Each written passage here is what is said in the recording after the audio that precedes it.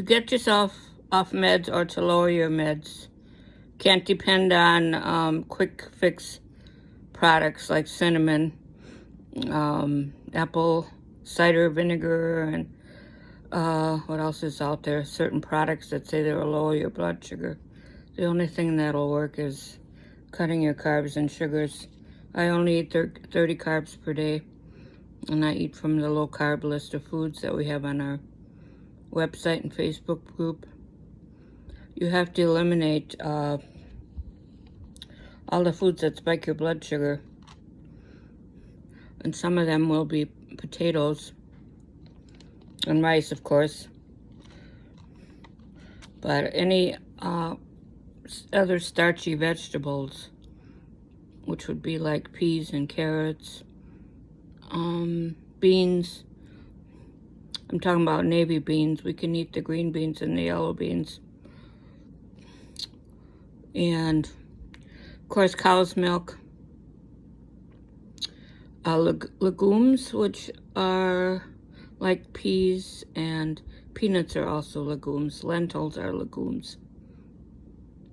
You learn all this by doing your own research. Have to eliminate most fruit.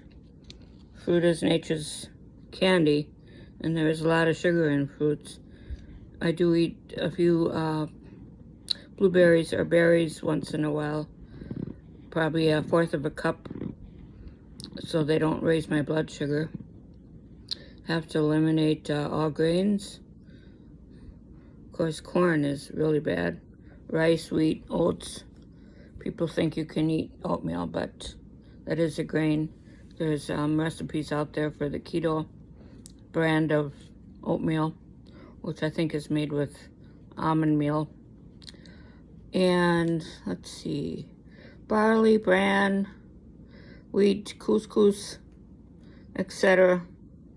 Also, everything that's made from any of those or has any of those things in their ingredient list, or any recipes that have that in there, eliminate and substitute a keto compliant product to keep your blood sugar low.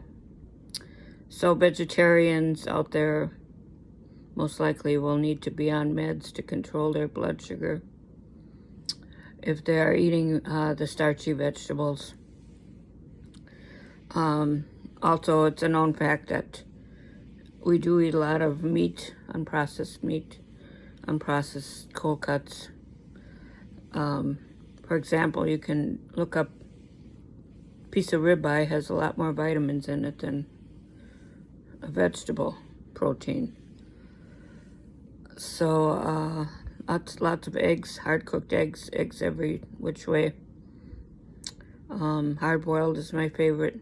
Lots of salads, meat, some protein, 20% protein.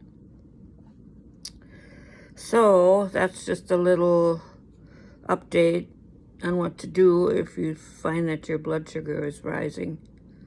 Ingredients do matter too. Like if you're doing Jello pudding mix, it has cornstarch in it. So if you look up the carbs in cornstarch, they're like, I don't know what it is, like maybe 25 for a teaspoon.